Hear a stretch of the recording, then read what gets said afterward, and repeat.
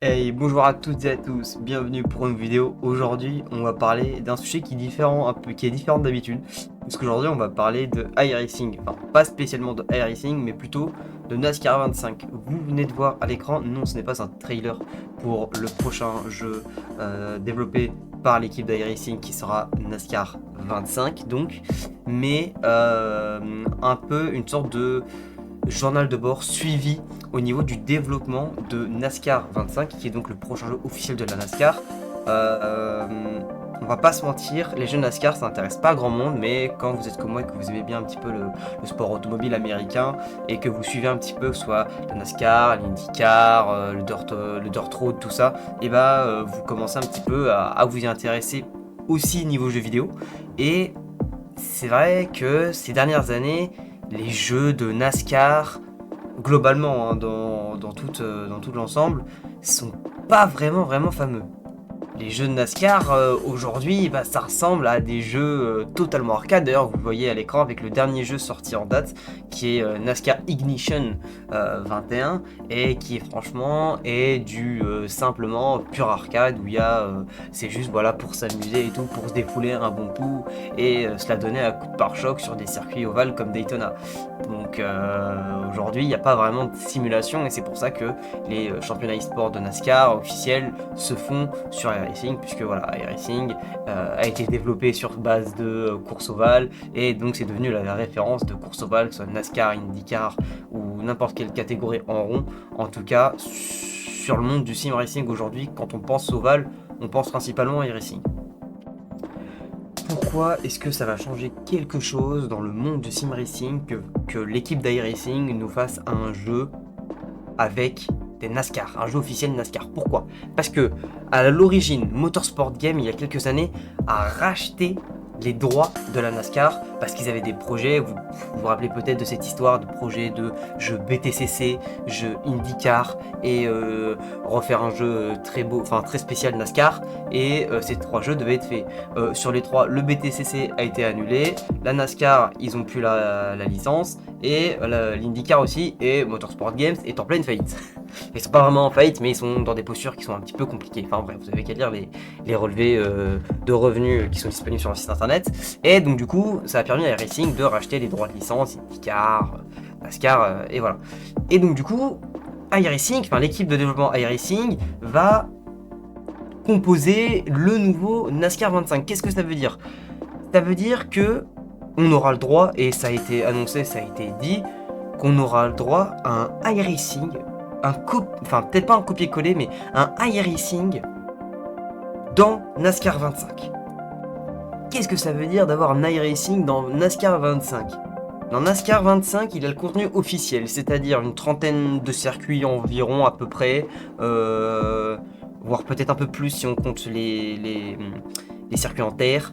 Il y a 3-4 catégories avec la NASCAR Cup Series, la NASCAR Infinity, donc un peu la Formule 2 pour nous en Europe de la NASCAR, le Truck Series qui est un peu la F3 pour nous en Europe, et en dernier les véhicules un petit peu typés dirt avec des courses all. Je pense que vous voyez de quel genre de... On trouve ça un peu bizarre nous en Europe, c'est un petit peu bizarre au niveau de la carrosserie, de la forme, de la conduite et tout, mais ça rentre aussi dans les critères du jeu puisqu'ils sont disponibles dans tous les jeux NASCAR jusqu'à maintenant.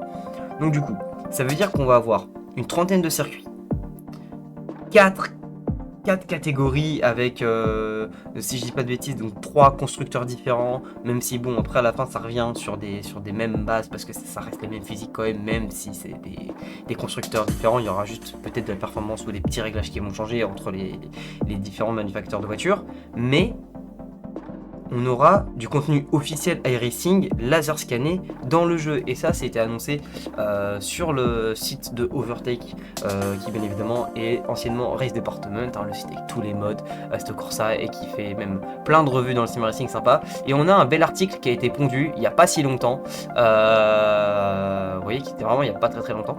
Et en fait, on a appris, si on regarde un petit peu vers la fin de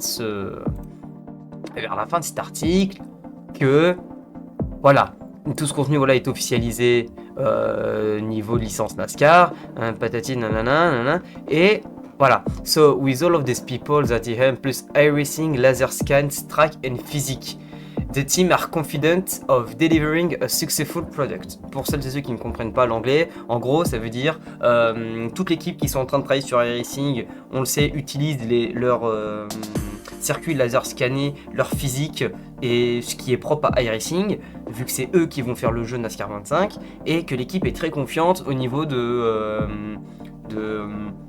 successful product, c'est-à-dire qu'ils sont très confiants au niveau de quand le jeu va sortir, ils sauront que le jeu sera bien, qui sera de bonne qualité. Ça veut dire, avec des circuits laser scannés, on aura le droit à peut-être une trentaine de circuits dans le jeu, avec 4 catégories différentes. Mais ça change énormément. Ça change énormément. Pourquoi ? Parce que NASCAR 25 ne sera pas un jeu uniquement PC. Ce n'est pas comme iRacing, c'est un jeu licencié. C'est un jeu qui va sortir sur Xbox, PlayStation, Switch, Steam, et puis même s'il y a d'autres plateformes, peut-être même... Non, pas d'autres plateformes, dommage. Mais le fait est que c'est un jeu qui va sortir sur console. On ne peut pas vendre un iRacing sur console. Pourquoi ? De 1, parce que ça exclut trop de gens pour ceux qui jouent uniquement à la manette, donc c'est pas possible. 2, un jeu avec la physique d'iRacing est extrêmement compliqué à comprendre, donc sur console, je pense pas que ce soit vraiment là où tu te prends la tête. 3, on peut pas faire acheter un jeu aussi cher à une communauté console. Si tu mets du contenu comme iRacing, le même Daytona dans le jeu, et que tu fais payer chaque circuit et chaque voiture, et bah c'est juste pas un modèle qui fonctionne sur console, le jeu sera jamais acheté. Et pareil, si tu mets tout le contenu dedans mais que le jeu tu le vends 300€ parce que c'est du contenu d'iRacing, et bah c'est pareil, personne ne va l'acheter. Donc la seule solution, et la dernière solution qui est restée, qui je pense est la plus probable jusqu'à ce jour, c'est que iRacing nous fasse un jeu avec le contenu officiel, avec le jeu, avec le vrai iRacing. Enfin, peut-être pas le même vrai, ça va peut-être changer au niveau des graphismes et tout, mais en tout cas au niveau des circuits et de la physique, ça devrait être le même jeu. Après avoir au niveau des voitures et de toutes les petites options, améliorations qu'il peut y avoir derrière, mais ça peut faire énormément bouger le sim racing aujourd'hui. Pourquoi ? Parce qu'on a... Alors oui, c'est de la NASCAR, les gens s'en fichent un petit peu au niveau « Oui, moi je m'en fous un peu de la NASCAR, en vrai c'est pas très grave et tout, m'en fous un peu ». Alors oui, c'est bien, vous pouvez vous en foutre, hein. D'ailleurs je suis le premier à vous dire qu'en vrai, un jeu de NASCAR c'est pas non plus si fou que ça, c'est cool d'en avoir un mais c'est pas non plus si fou que ça, mais ça veut dire que iRacing peuvent faire des jeux, et eux ils le sentent et puis ils sont ok, pour faire des jeux licenciés à entre guillemets pas cher. Alors encore une fois, je m'avance, c'est que des suppositions, mais on n'a pas de prix qui sont annoncés encore, on n'a même pas de date de sortie, on sait que ça va arriver vers 2025, mais si le jeu sort sur console et qu'on dit, allez, peut-être qu'il sort vers entre 50 et 70€, admettons, avec du contenu officiel de iRacing dedans, mais les gens sur iRacing, ils vont se demander si en fait c'est pas juste des pions en fait.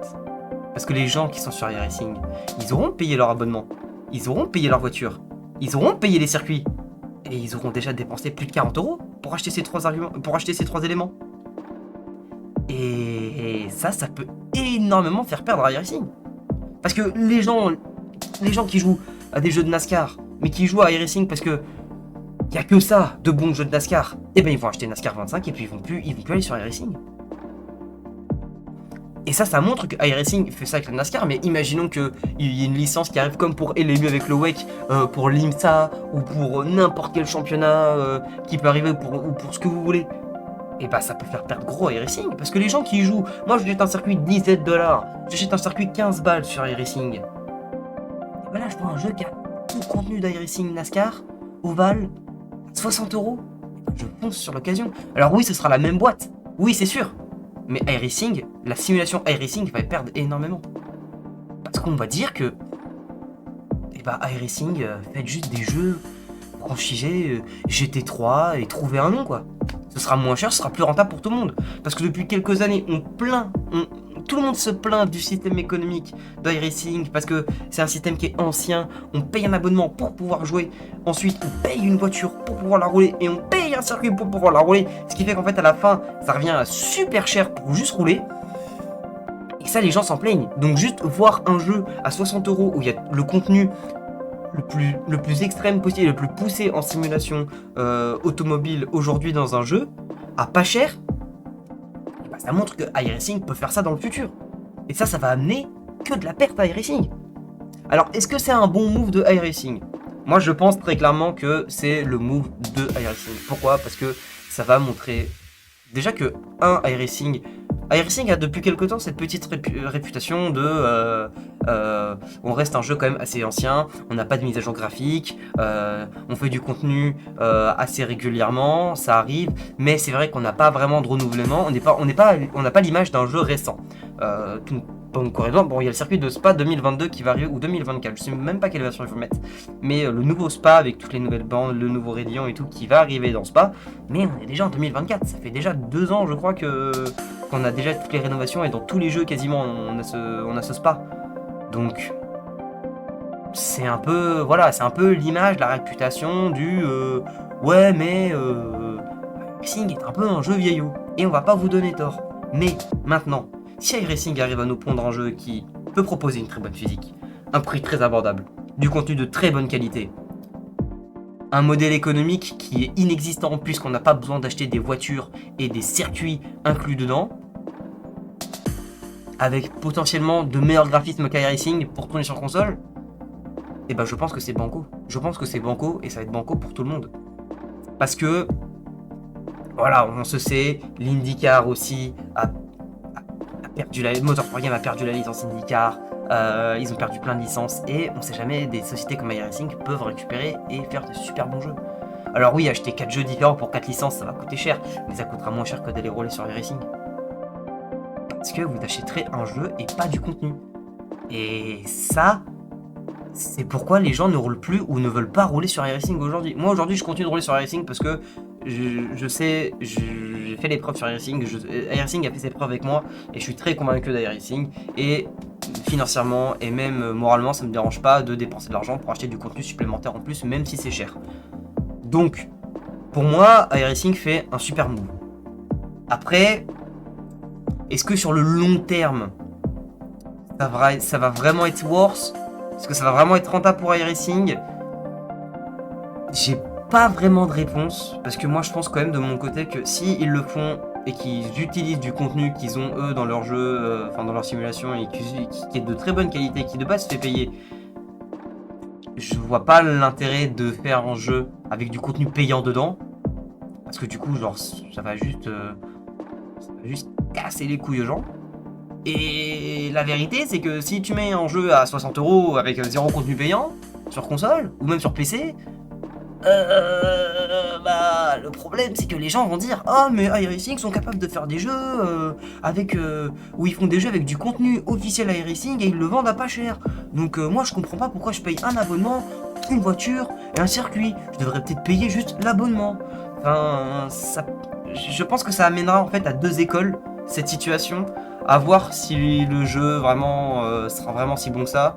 Bon, on est encore en mi-2024, donc pour l'instant on s'avance un peu vite. On sait même pas quand est-ce que le jeu va sortir en 2025. En tout cas, j'ai pas vraiment l'information. Si jamais je l'avais, je vous dirai dans les commentaires ou dans la description. Mais voilà. En tout cas, pour moi, je pense que ce paragraphe NASCAR, il ne va pas être à mettre de côté dans le monde du sim racing, parce que ça peut énormément changer, que ce soit pour iRacing ou même que ce soit pour plein d'autres jeux différents. Et je pense qu'on peut avoir quelques petits rebondissements dans les mois, peut-être voire années à venir dans le sim racing, parce que ça, croyez-moi, ça va faire bouger énormément de personnes. De toute façon, on devra attendre la sortie de NASCAR 25 pour avoir des réponses à nos questions, et ça risque de prendre un peu de temps. Je referai des vidéos sur l'actu du jeu si jamais il y en a d'autres, des infos un petit peu intéressantes, importantes qui sortent dans les prochains mois voire semaines, pour voir un petit peu si jamais il y a des changements, des choses prévues qui sont annulées ou des choses pas prévues qui vont être implantées dans le jeu ou quoi que ce soit. Je vous tiendrai au courant sur mes réseaux et bien évidemment sur Twitch aussi. Merci d'avoir regardé cette vidéo. Si vous avez des questions ou des sujets à débattre, n'hésitez pas à le faire dans l'espace commentaire.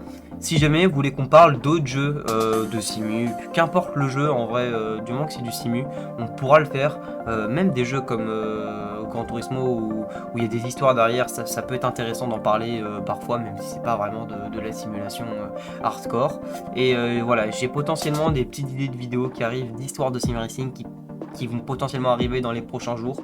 Voilà, devrait y avoir du contenu un peu plus régulier sur la chaîne YouTube dans les prochains jours, semaines à venir. Mais voilà, en tout cas, j'espère que vous avez bien aimé cette vidéo. N'hésitez pas à la liker, à mettre me mettre un petit commentaire, voilà, un petit abonnement, ça fait toujours plaisir, ça permet de soutenir la chaîne au maximum, la petite cloche de notification pour voilà, bien évidemment être au courant des nouvelles vidéos.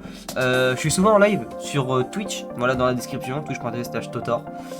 Souvent en live, on parle de divers sujets, on fait du simu, on fait de la NASCAR aussi sur iRacing, on fait plein de courses. Donc voilà, si parfois vous avez le temps un petit peu, vous voyez sur mes réseaux, Insta, tout ça, bam, que je fais un stream. Venez passer un petit coup, ça fait toujours plaisir de pouvoir discuter. En tout cas, nous on se retrouve dans une prochaine vidéo. C'était Totor et ciao ciao.